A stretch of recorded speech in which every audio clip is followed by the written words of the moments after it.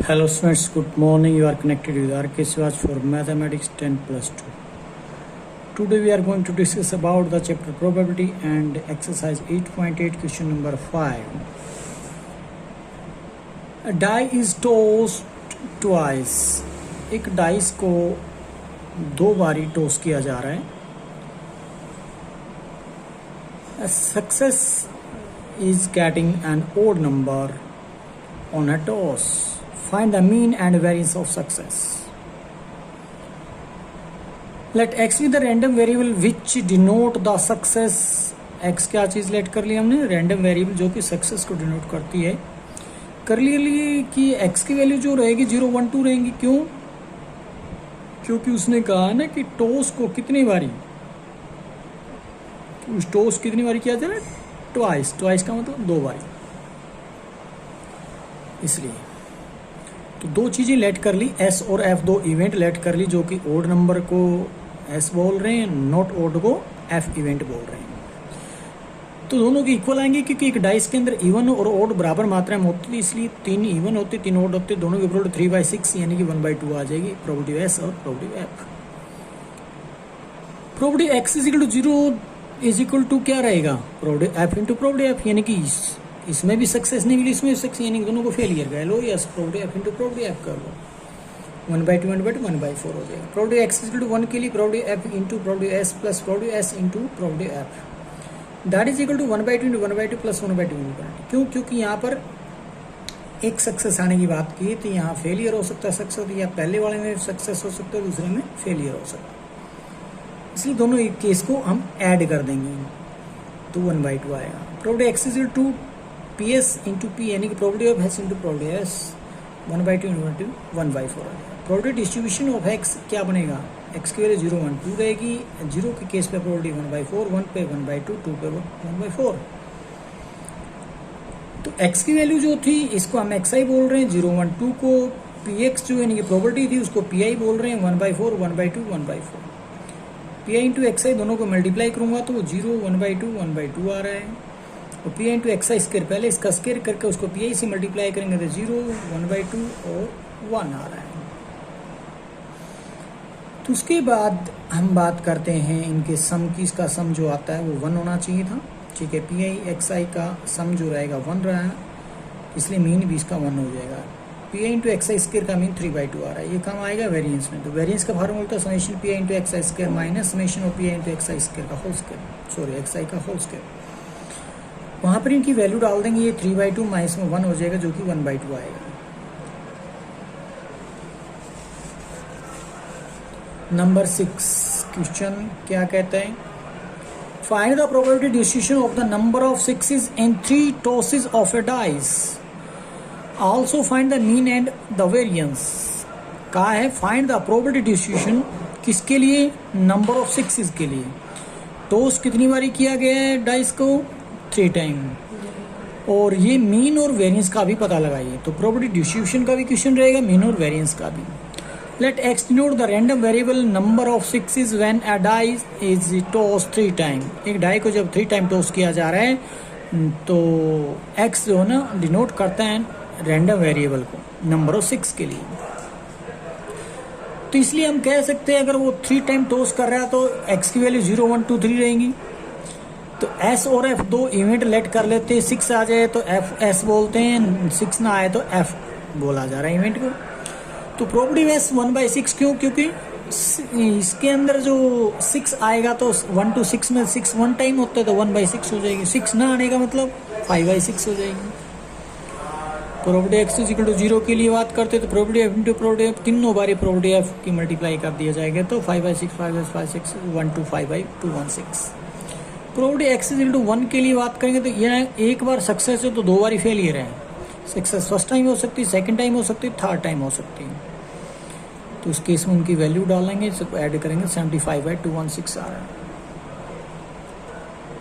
Probability x is equal to 2. Probability S यानी यहाँ 2 होने का मतलब 2 बारी सक्सेस है, पहले दूसरे पे, यानी फेलियर तीसरे पे हो सकती है, फेलियर दूसरे पे हो सकती है, फेलियर पहले नंबर पे हो सकती है. तीनों केस के इवेंट की वैल्यू डालकर इनकी प्रोबेबिलिटी की और इनको ऐड करेंगे तो 15/216 आ रहा है. Probability x is equal to 3, then probability s into probability f into probability s, यानी कि 1/6 को 3 टाइम मल्टीप्लाई किया 1/216 आ रहा है। प्रोबेबिलिटी डिस्ट्रीब्यूशन रहेगा x की वैल्यू 0 1 2 3 था, उनकी प्रोबेबिलिटी रखी हमने, ये प्रोबेबिलिटी डिस्ट्रीब्यूशन है, बट हमें तो निकालना है मीन वेरिएंस। तो उसके लिए हम क्या करते हैं, इस तरीके से लिखेंगे x की वैल्यू यहाँ पर यानी कि कॉलम में लिखा जा रहा है, और px जो होगा उसको pi बोल रहे हैं, उसको भी बोल रहे हैं, इनका सम करके देखते हैं 1 आना चाहिए। ठीक है, आगे बढ़ते हैं, pi इंटू एक्स आई की मल्टीप्लाई करते हैं, इन दोनों की मल्टीप्लाई ये रही, इन दोनों की मल्टीप्लाई ये रही, इन दोनों की मल्टीप्लाई ये रही, इन दोनों की मल्टीप्लाई ये रही। अगर हम इनको ऐड कर देते हैं तो मिलेगा अपने को 1/2, जिसको हम समेशन pi इंटू एक्स आई बोलेंगे। नेक्स्ट हमें वेरिएंस की, यानी कि ये हमारा मीन निकलाएगा 1/2, क्योंकि फार्मूला होता है समेशन pi इंटू एक्स आई, मीन होता है। और pi इंटू एक्स आई स्क्वायर किस काम आना है, वेरिएंस के काम आएगा। वेरिएंस का फार्मूला होता है summation of pi into X I square minus mean का स्क्वायर। तो पहले तो हमें निकाला इसका सम, जो कि निकला 144/216। अब इसमें वैल्यू डाल देंगे और जैसे सोल्व करेंगे 5/12 मिलेगा।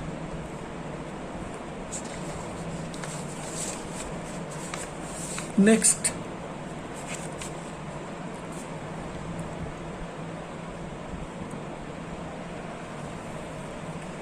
Find the mean of the random variable X. क्या मीन निकालना है रैंडम वेरिएबल एक्स के लिए, which denote the number of doublet in 4th row of the pair of dice. किसके लिए कह रहा है, जो एक्स जो रैंडम वेरिएबल है वो डिनोट करता है, डबलेट को डिनोट करता है। कहां पर डबलेट आने की बात की, 4 बारी थ्रो किया जा रहा है। किसको थ्रो किया जा रहा है, 2 डाइस को, मतलब पेयर ऑफ डाइस का मतलब क्या होता है, 2 डाइस। तो 2 डाइस को अगर एक बारी भी फेंकोगे तो 1 1 आ सकता है, 1 2 1 3 1 4 1 5 1 6 2 1 2 2 2 3, इस तरीके से कितने केस बनेंगे, 36 केस बनते हैं। वहां डबलेट होने का मतलब 1 1 2 2 3 3 4 4 5 5 6 6, ये होते हैं डबलेट। तो वही कह रहा है कि एक्स जो है उसके डबलेट को डिनोट करता है, तो इसलिए हमने क्या कर दिया, x denote the random variable number of doublet when a pair of dice is throne 4 time. और डाइस को कितनी बार थ्रो किया जा रहा है, 4 टाइम थ्रो की। वहां से एक्स की वैल्यू क्या आ सकती है, 0 1 2 3 4। लेट कर लेते, S I denote the event of getting a doublet in the ith throw, and F I denote the event of not getting a doublet in the ith throw. और pair of dice की बात चली हुई है, When a pair of die is thrown once, जब एक pair dice के pair को फेंका जा रहा है, the probability of getting a doublet, doublet आने की प्रोबेबिलिटी 6/36। क्यों, क्योंकि डबलेट की बात की तो 6 थे वेरिएबल केस, 1 1 2 2 3 3 4 5 5 5 6 6, तो ये 6 थे केस। टोटल आपको पता है 36 होते हैं, इसलिए 6/36 1/6 बनता है। प्रोबेबिलिटी ऑफ एस आई, यानी कि एस क्या चीज है, एस जो था वो डिनोट करता था इवेंट को, किसको, डबलेट आने की, इसलिए एस आई यानी कि प्रोबेबिलिटी 1/6, क्योंकि 6/36 क्या आ गया, 6/36 1/6 आ गया। Probability of not getting doublet, जिसको हम एफ डिनोट करते हैं, तो वो आ जाएगा 5/6। कैसे आया, 30/36 था, तो उसको कैंसिल करके 5/6 मिलेगा। आई की वैल्यू हम यहां पर लेकर चलेंगे 4 तक, 1 2 3 4। तो लिखते हैं एक्स की वैल्यू अगर 0 तो उस केस में अभी आई कहाँ काम आने वाला है, इसकी बात नहीं कर रहा हूं। एक्स की वैल्यू ये आई है S1 S2 S3 F1 F2 F3 F4, इस टाइप से काम आएंगे। तो probability x is 0, probability getting no doublet, एक भी डबलेट ना मिले, ना डबलेट, तो एफ आई की बात कर रहे हैं। तीनों केस में या 4 है तो 4 कितने 4 टाइम थ्रो किया जाए, तो 4 केसेस में F1 F2 F3 F4 लिखा जाएगा। लिखा,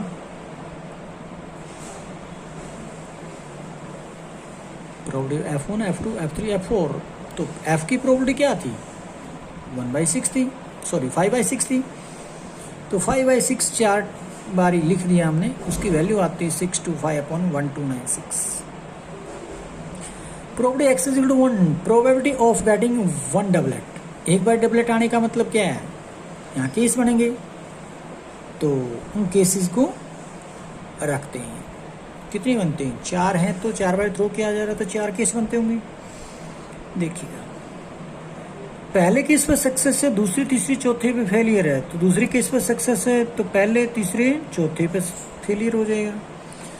यहाँ पर सक्सेस को 3rd नंबर पे रखा था, 1st 2nd 4th पे फेलियर है। यहाँ पर 4th नंबर पे सक्सेस को रखा था, 1st 2nd 3rd पे फेलियर है। तो प्रोबेबिलिटी आप इनकी वैल्यूज डाल देंगे प्रोबेबिलिटी के लिए।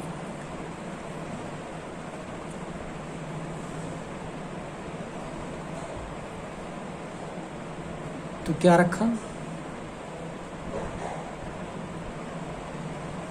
वो बन गया, अपने पास इनको ऐड करेंगे तो 4 time 125 1296, that is 500 by 1296। Probability x is equal to 2, probability of getting 2 doublet, 2 बार डबलेट आने का मतलब है यहाँ पर केस बढ़ जाएंगे, कितने आएंगे 6। तो देखेंगे ये 6 केसेस है। अब इनके अंदर इनकी वैल्यू डाल देंगे, probability S1 into probability S2 into probability F3 into probability F4, फिर इसमें ये 6 के 6 केसेस रहेंगे, इनको ऐड करना पड़ेगा। यहाँ देखिए,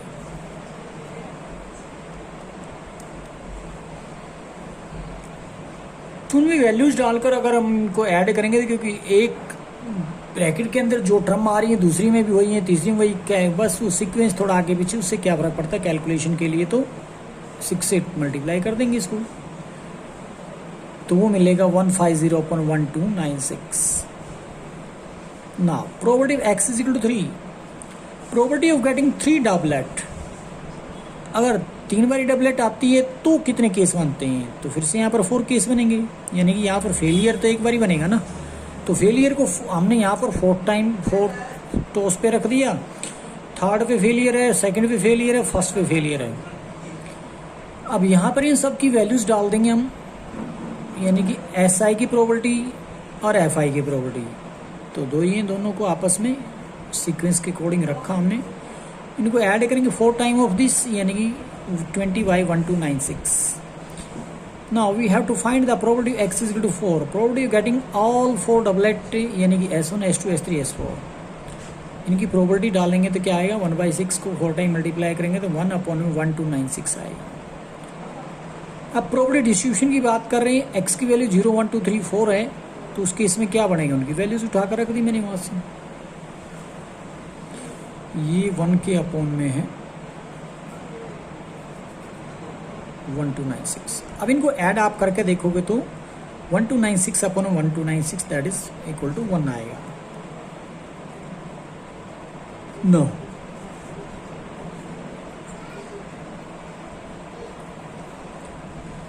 x की जो वैल्यूज थी 0 1 2 3 4 हमने इधर रख ली। ये PI जिसको PX के अंदर रख रहे थे हम, उनको मैंने इस तरीके से रख लिया। इनको ऐड करके देख रहा हूँ तो 1 आ रहा है। अब हमें मीन निकालना तो PI इंटू XI चाहिए, तो इन दोनों की मल्टीप्लिकेशन यहाँ डाल दूँ, इनको ऐड करूँगा तो summation of PI into XI बोलूँगा, तो वही बनेगा अपने पास मीन, यानी कि 864। मीन का फार्मूला होता है PI summation of PI into XI, जिसको कैंसिल करके आएगा 2/3। यही आंसर है।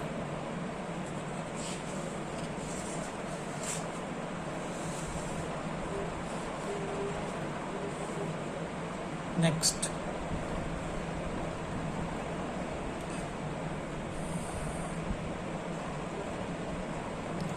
two cards are drawn successively with replacement from a well-shuffled pack of 52 cards. Find the mean and standard deviation for the number of aces. तो क्या कहा गया,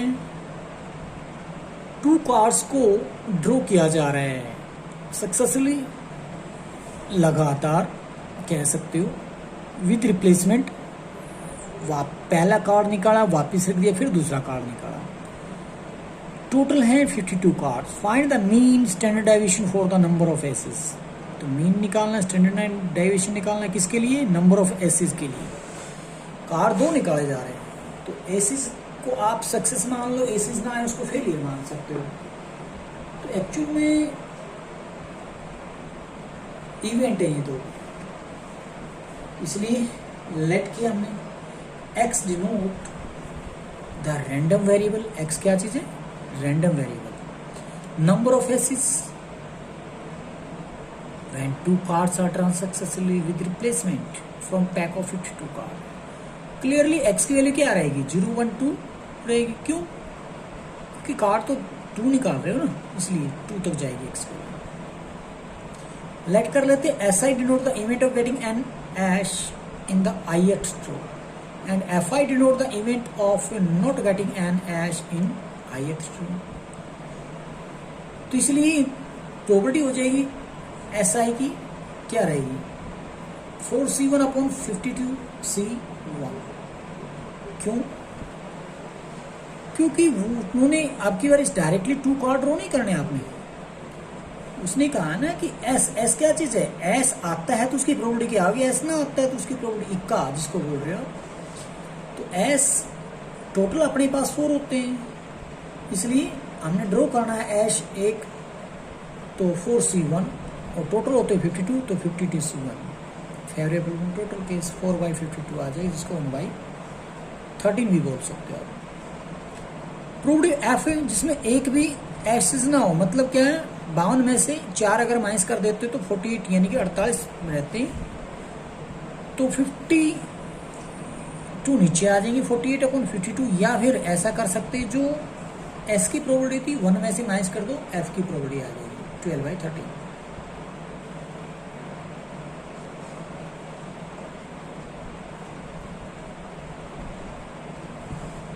Now, probability of x is equal to 0.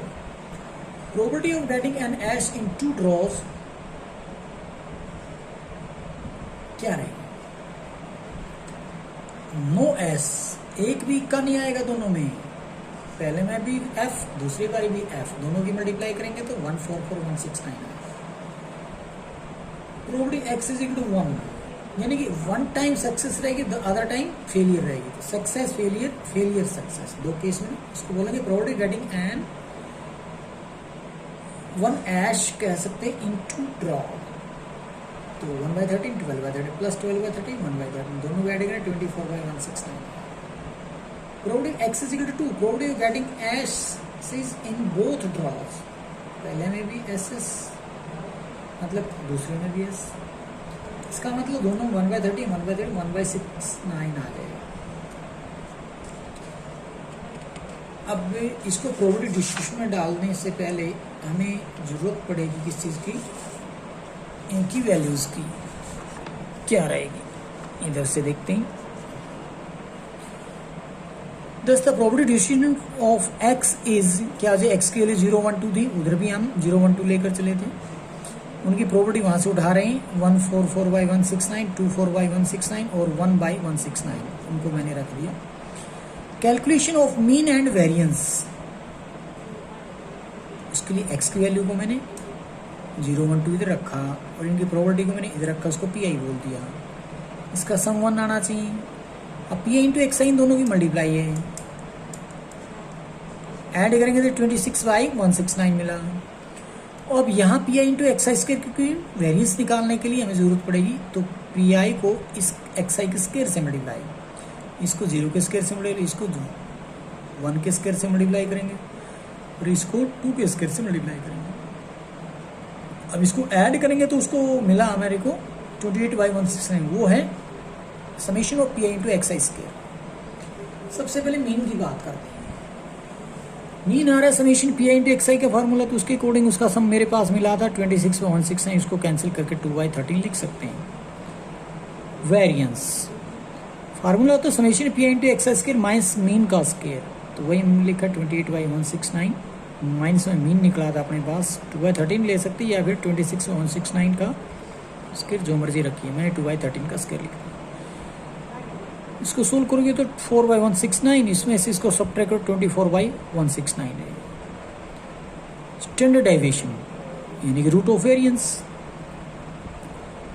तो variance जो आया था अपने पास 24/169, उसी का रूट कर देंगे। 24 को लिख सकते हो 2√6 और 169 का रूट होता है 13। ये क्या बन गया, एस डी बोल लो या फिर स्टैंडर्ड डेविएशन। नेक्स्ट,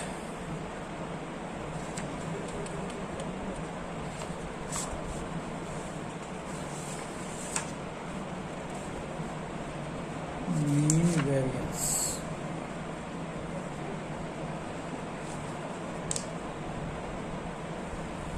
नेक्स्ट में है two cards are drawn with replacement from a well shuffled pack of 52 cards. Find the mean and variance of the number of aces. ये तो अभी डिस्कस हुआ है।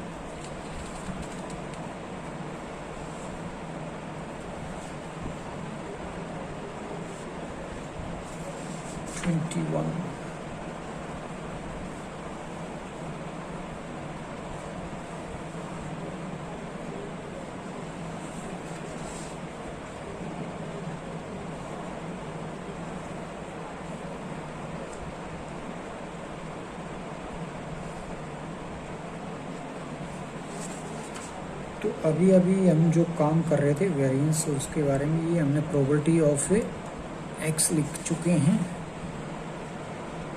नेक्स्ट क्वेश्चन एक्चुअली में यहाँ से शुरू हो रहा था। ये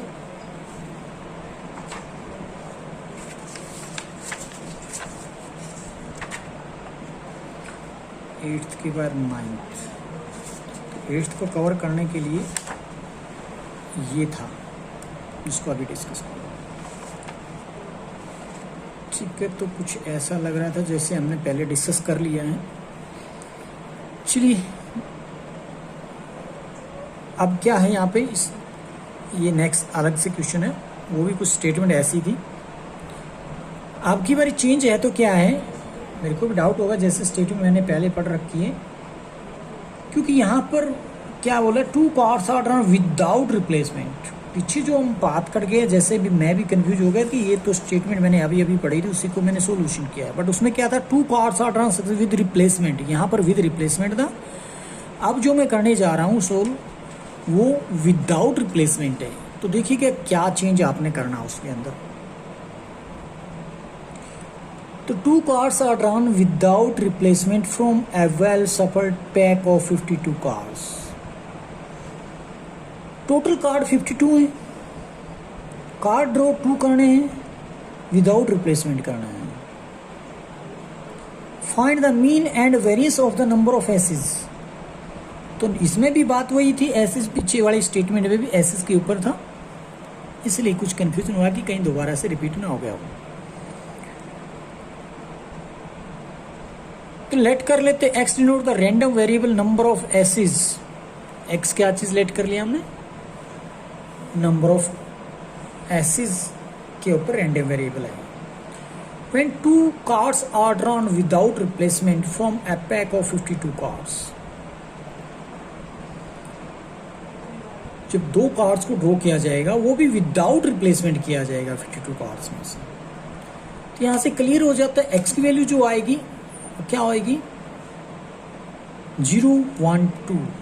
क्यों 0 1 2 क्यों आ रहा है, क्योंकि एक्स की हम जो बात कर रहे थे वो random variable number of aces की है। एसेस तो अपने पास 2 कार्ड ड्रॉ कर रहे हैं तो 2 ही आ सकते हैं, इसलिए हमने 0 1 2 लिखा।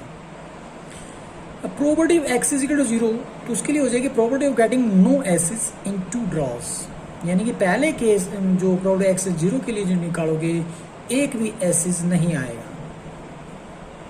तो 48C2 अपॉन में 52C2। अब ये क्या किया, क्योंकि विदाउट रिप्लेसमेंट की बात की गई है, 2 कार्ड हम सीधे सीधे ड्रॉ कर लेते हैं। कौन से यार, वो दोनों के दोनों इक्के नहीं होने चाहिए कोई भी उनमें से। इसका मतलब ये हो जाता है no ace, getting no ace. तो नो एस मतलब 48 कहां से आए, एसेस अपने पास 4 होते हैं, तो इसलिए हमने जो लिखा टोटल 52 होते हैं, उसमें से एसेस को माइनस कर दीजिए। जो बच गई उसमें से आपने ड्रॉ करने हैं 2 कार्ड्स। ये तो फेवरेबल केस। अब टोटल केस जो आएगा, टोटल केस अपने पास 52 थे, उसमें से भी 2 कार्ड ड्रॉ करने हैं। इसको बोलते हैं फेवरेबल और इसको बोलते हैं टोटल केसेस। तो फेवरेबल अपॉन टोटल क्या होता है, प्रॉपर्टी तो होती है ना। तो इसलिए कॉम्बिनेशन को जब सोल्व करोगे तो ये बनेगा, इसको मिलेगा 188/221। ना property x is equal to 1 के लिए property getting 1 ace 1 non ace, एक तो एस हो तो दूसरा नॉन एस हो, तो उसके लिए कह सकते हैं 4c1 इंटू 48c1। मतलब एक कार्ड तो एस में से, क्योंकि एस अपने पास होते ही 4, उसमें से 1 उठा लिया। एक कार्ड उठाया कहाँ से, जो नॉन एस है। नॉन एस होने का मतलब जो इक्का नहीं है, इक्के नहीं है तो 52 में से अगर आप 4 माइनस करते हो तो कितने 48 ही रहते हैं। इसलिए नीचे वही है, टोटल केसेस के बारे में बात करें 52c2 हो जाएगा। सोल्व करेंगे कॉम्बिनेशन को 4 × 48 52c1, जो कि सोल्व करेंगे तो आगे चलकर 32/221 आएगा। Now probability x is equal to 2,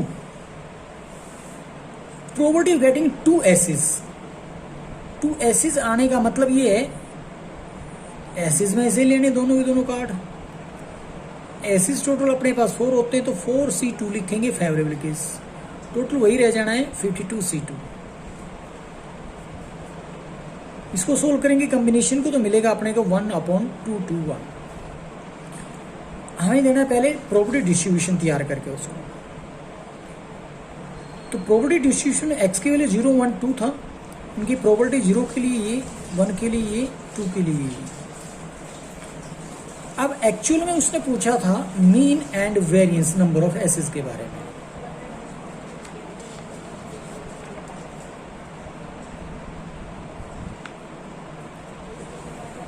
तो वो जो आया अपने पास नेक्स्ट पेज पे यहां पे दिखाएगा।